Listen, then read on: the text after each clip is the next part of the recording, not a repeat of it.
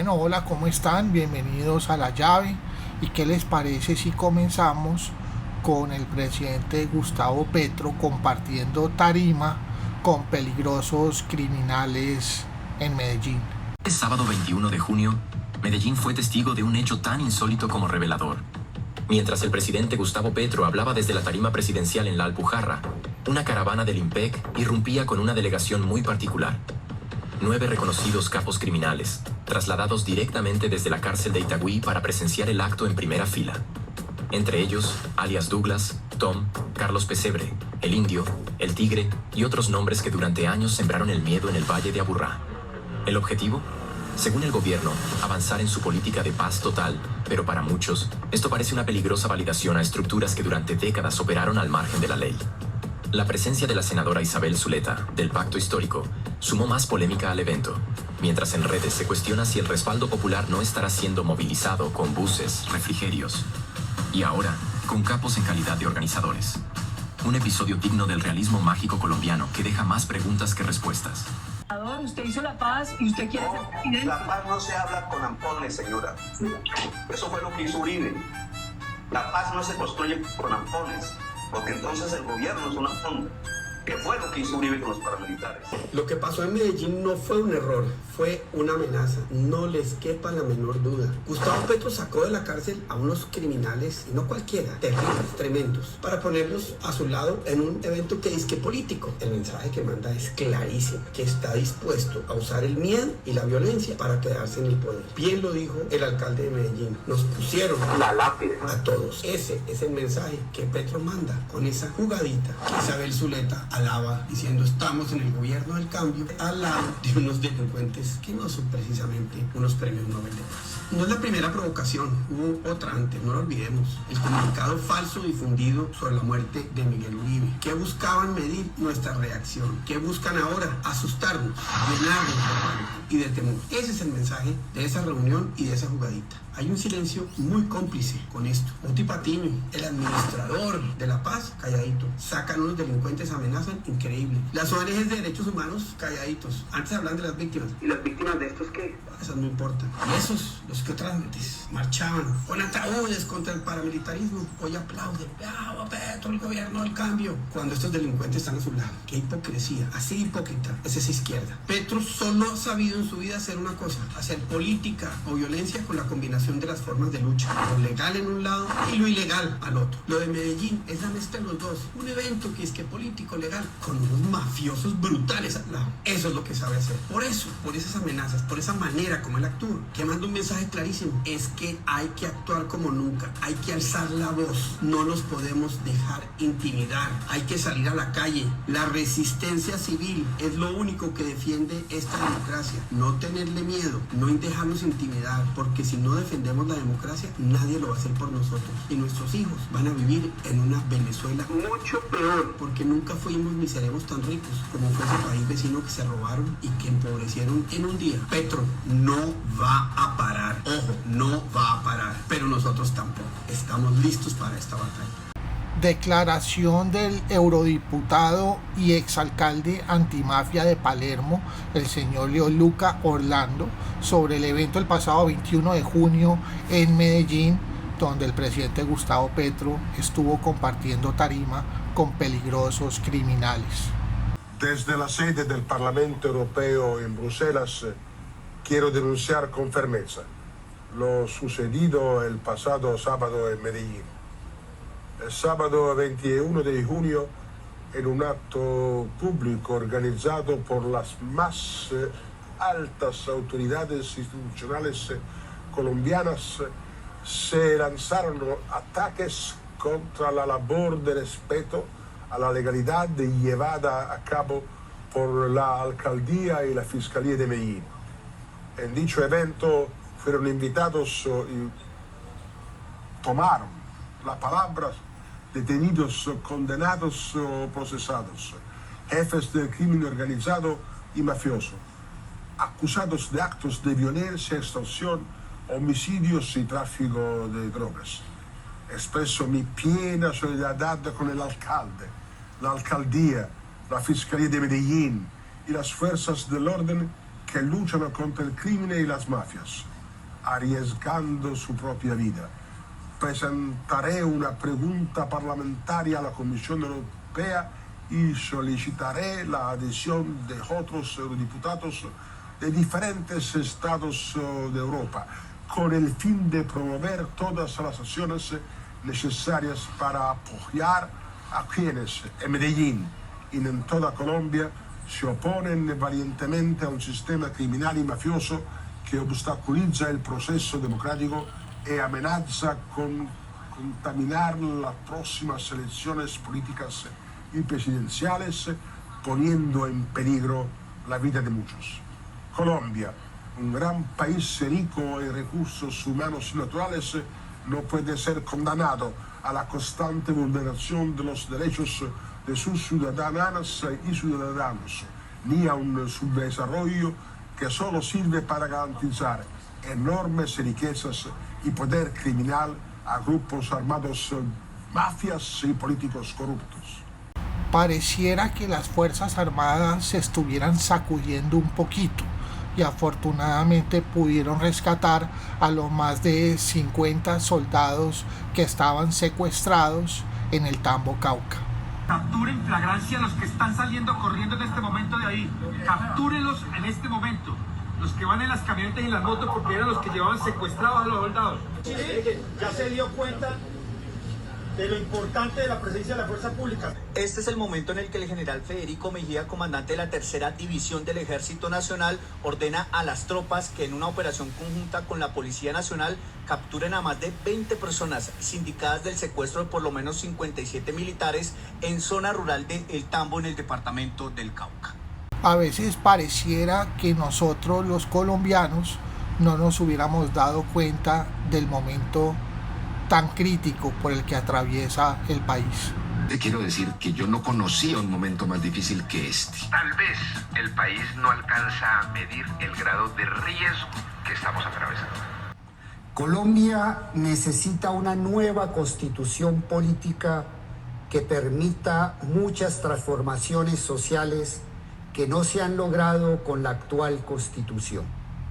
Por esa razón, en marzo del próximo año, todos los colombianos podrán votar sí o no a una asamblea constituyente que rediseñe institucionalmente al país. Rediseños institucionales que requiere Colombia para avanzar socialmente, para profundizar en la igualdad, para profundizar en la solidaridad y en el salto social. Se trata de un hecho político a partir del cual crearemos nuevas normas jurídicas para convocar la Asamblea Constituyente dentro del marco de la institucionalidad sin ningún salto al vacío. Este cuento de la Asamblea Constituyente solo ratifica que Petro cada día está más cercano de ser un dictador y se aleja de ser un demócrata. Los colombianos estamos advertidos. Para allá nos llevan. No se lo permitiremos. Julio Sánchez Cristo hace un nuevo llamado para bajarle el tono al debate político. Numeral, vamos a bajarle. No parecería entender ese mensaje de la clase política. ¿Qué les pasa? Presidente, expresidentes, jefes de los partidos. ¿No es posible que se encierren en un cuarto y hagan un pacto por la paz política del país? Cada uno con una teoría de la conspiración, de qué pasó, organizaciones nacionales, internacionales, cuál es el siguiente atentado. Por favor, es el mínimo homenaje que merece Miguel Uribe, mientras él da una batalla por su vida, minuto a minuto.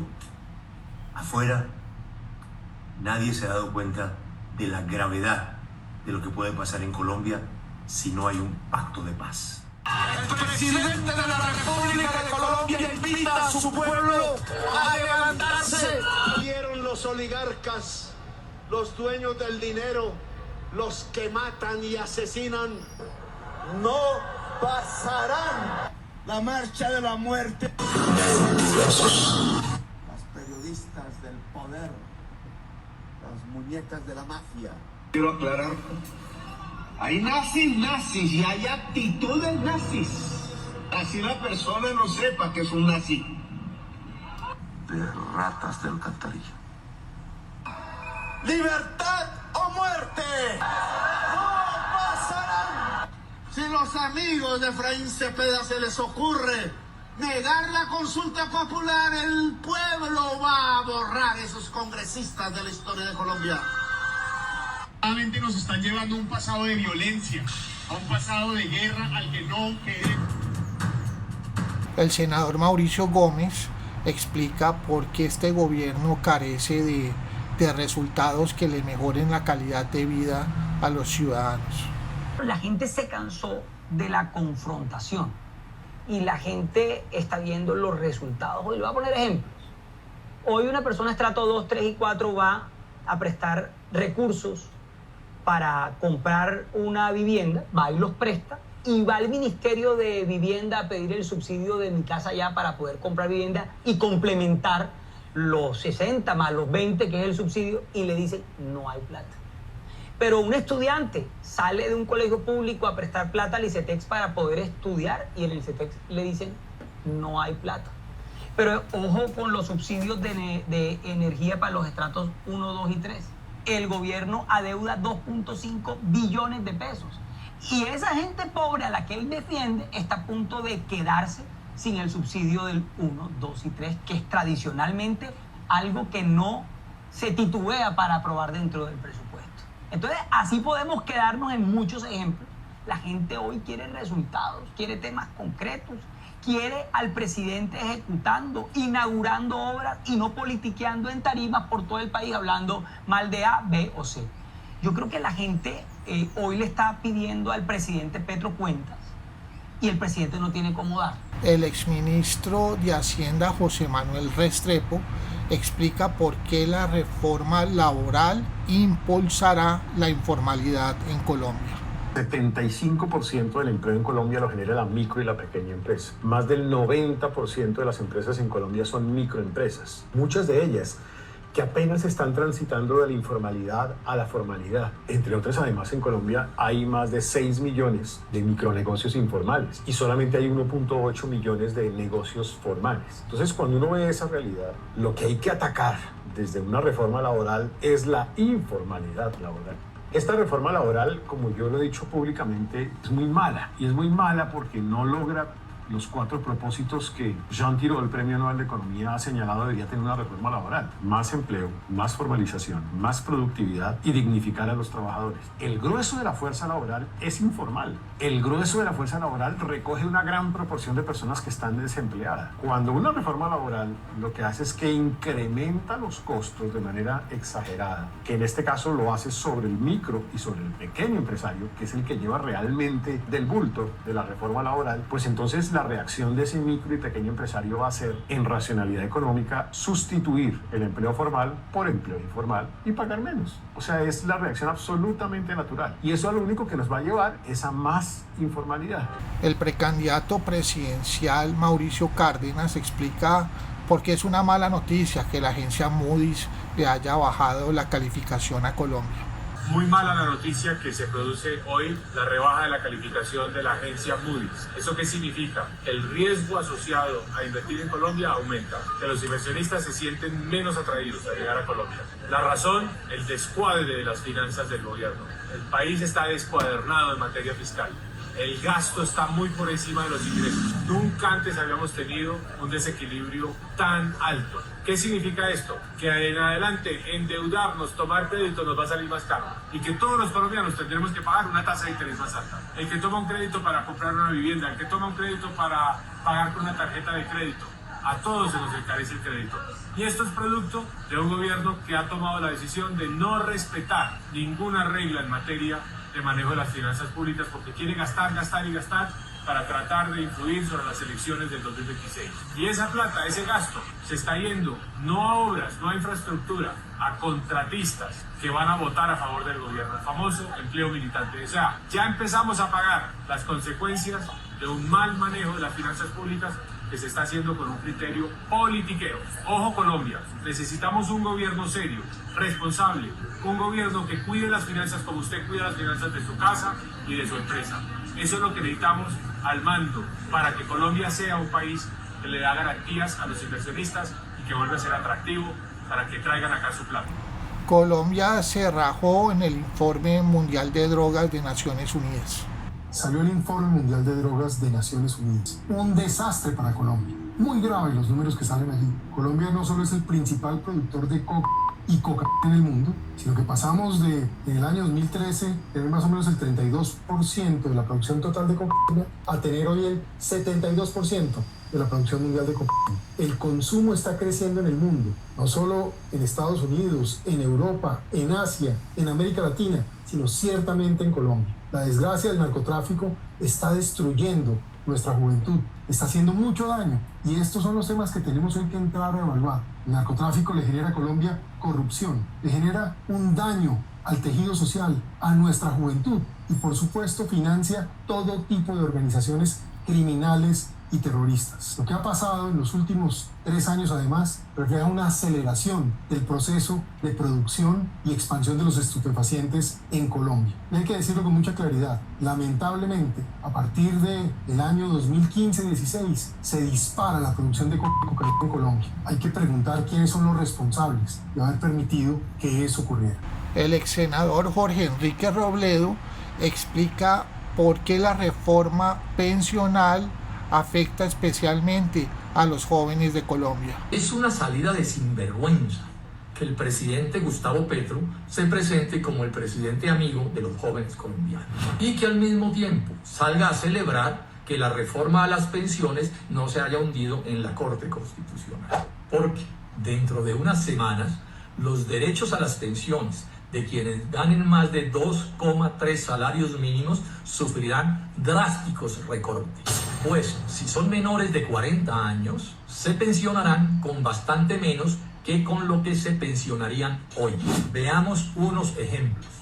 Quien hoy gane 3 salarios mínimos al mes, se pensionará con 263.000 pesos menos, y quien gane 6 salarios mínimos mensuales, se pensionará con 1.322.000 pesos mensuales menos que el derecho que tiene hoy. Durísimo golpe de Petro a los jóvenes colombianos, y claro, siguiendo las orientaciones del Fondo Monetario Internacional. Y este cruel ataque de Gustavo Petro a los derechos de la juventud colombiana se hace con el respaldo de la alta burocracia sindical petrista, porque por ser mayores, la reforma de Petro no les recorta sus derechos de pensiones. Cualquier cosa será entonces Gustavo Petro menos amigo de la juventud colombiana. El precandidato presidencial Juan Manuel Galán se refiere al presunto golpe de Estado de Álvaro Leiva contra el presidente Gustavo Petro. Álvaro Leiva ha sido mediador de criminales de todas las especies y calañas. Hizo negocios con el cartel de Cali y se fugó para evadir la justicia colombiana. No sorprende que sea ahora conspirador. El gobierno debe irse en elecciones libres y justas, y no por golpes de Estado. En La Llave te recordamos todas las semanas. Fuerza, Miguel. Como la luna que alumbra por la noche los caminos, como las hojas al viento, como el sol espanta el frío, como la tierra la lluvia, como el sol espera el río. Así espero tu regreso a la tierra del olvido. Y dice, vamos a cantar el coro. Tú tienes la llave de mi corazón, yo te quiero. Es que me encanta porque sin tu amor yo me muero. Bueno, esto ha sido todo por esta semana. Les mando un abrazo. Cuídense mucho. Recuerden que en programalayave.com hay una reflexión esperando para que ustedes la lean. Y si Dios quiere, nos vemos dentro de 8 días con más temas de interés, o antes si el mundo nos necesita. Chao.